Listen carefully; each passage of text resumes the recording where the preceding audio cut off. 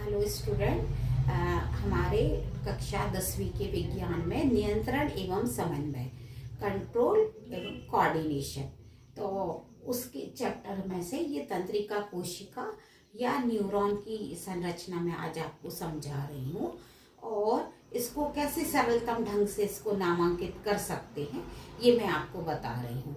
और मुख्य बिंदु इसमें से ऑब्जेक्टिव भी आते हैं क्योंकि 6 नंबर का इस अध्याय में से आता है बोर्ड परीक्षा में।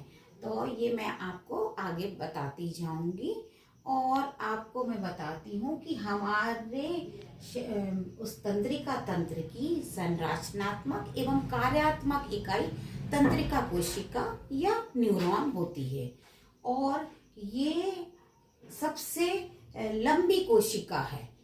न्यूरॉन सबसे लंबी कोशिका होती है और हमारे मस्तिष्क में कम से कम 100 अरब न्यूरॉन या हिंदी में तंत्रिका कोशिका होती है। अब हम आपको आगे इसको समझाते हैं। तो ये तंत्रिका कोशिका का ये डायग्राम है। तो हम इसको सरलतम ढंग से कैसे याद हो जाए, तो सबसे पहले हम ये जो संरचना देख रहे हैं ये पतली जो ऐसे प्रवर्ध जैसे आपको जो दिख रहे हैं ये है डेंड्रॉन।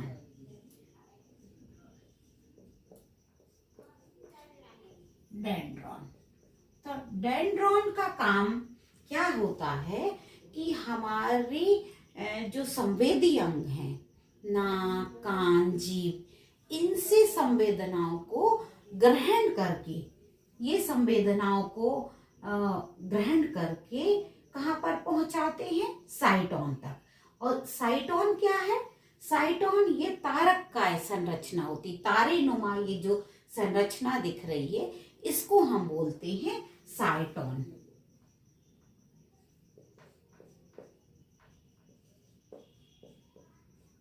साइटोन या कोशिका काय भी बोलते हैं। और साइटोन डेंड्रॉन संवेदनाओं को ग्रहण करके कहाँ पे देता है? साइटोन में। और साइटोन के अंदर इस क्या क्या पाया जाता है? सबसे केंद्र में, साइटोन के केंद्र में क्या होता है? केंद्रक और एक ये दानेदार, ये बिंदु बिंदु, ये जो मैंने डॉट डॉट करा है इसको बोलते हैं कोशिका द्रव्य। ये साइटोन के अंदर होता है, तारक नुमा संरचना होती है, उसको साइटोन कहते हैं। साइटोन में केंद्रक और कोशिका द्रव्य पाया जाता है। डेंड्रॉन से संवेदनाएं साइटोन तक जाती है, फिर साइटोन मस्तिष्क तक कैसे पहुंचाता है? आगे बढ़ता है और साइटोन आगे तक बढ़ के एक पतली लंबी संरचना में आगे बढ़ता है और इसको हम बोलते हैं एक्सॉन। एक्सॉन, ये एक्सॉन है। डेंड्रॉन, साइटोन, एक्सॉन, ये 3 इसके भाग है न्यूरॉन या तंत्रिका कोशिका के। और इस एक्सॉन का काम क्या है? ये आगे मस्तिष्क तक सूचना को आगे बढ़ाता है। तो एक्सॉन के ऊपर एक ये आप देख रहे हो, एक इसके ऊपर एक ये ऐसी मोटी लेयर दिख रही है। तो ये जो परत है या ये जो आवरण है ये माइलिन शीट का कभी कभी प्रश्न पूछ लेते, एक्सॉन के ऊपर काय का आवरण चढ़ा हुआ होता है या मतलब काय की परत होती है, तो हम बता सकते हैं कि ये जो परत होती है इसको बोलते हैं माइलिन शीट।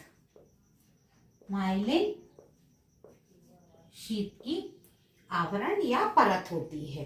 तो और हम देखते हैं एक्सॉन के बीच बीच में ये जो गैप दिख रहा है, ये जो खाली स्थान दिख रहा है 2 एक्सॉन के बीच, यहाँ पे बीच में आप देख रहे हो 2 माइलिन शीट के बीच का स्थान क्या कहलाता है? यहां लिखे दे रही हूं मैं, नोड ऑफ रेनबियर। ये वैसे कम पूछा जाता है पर यदि पूछ ले तो आपकी नॉलेज के लिए, 10th लेवल के लिए नहीं है, ये थोड़ा हाई लेवल का, पर यदि कभी एग्जाम में पूछ लिया जाता है कि दो माइलिन शीट के बीच के स्थान को क्या कहते हैं, नोड ऑफ रेनबियर, और उसके आगे हमारे न्यूरॉन का अंतिम जो होता है ये होता तंत्रिका का अंतिम सिरा, तंत्रिका का अंतिम सिरा। और इसके बाद ही अंतिम सिरा के बाद फिर न्यूरॉन आगे जोड़ते हैं सूचनाएं आगे बढ़ाने मस्तिष्क तक के लिए। तो प्रश्न आता है बोर्ड में, दो न्यूरॉन के बीच का स्थान क्या कहलाता है, तो उसको हम बोलते हैं सिनेप्स। दो न्यूरॉन के बीच के स्थान को सिनेप्स बोलते हैं। मुझे लगता है बच्चों आपको ये शायद अच्छे से समझ में आ गया होगा, और ये आपके लिए बहुत महत्वपूर्ण है। और इसमें से प्रश्न आते हैं, ये आप जैसे डायग्राम बना लोगे, जब इसका वर्णन आता है तो आप बस लिखते जाएंगे डेंड्रॉन, साइटोन, एक्सॉन। पहले ये 3 पार्ट कर लेना।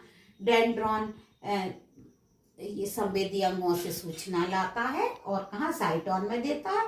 साइटोन आगे कहाँ, एक लंबी जो संरचना होती है लंबी पतली एक्सॉन तक, और इस तरह से आप आगे आप लिख सकते हैं। चित्र बनाना आ जाएगा तो आप इसको डिस्क्राइब कर सकते हैं। Thank you.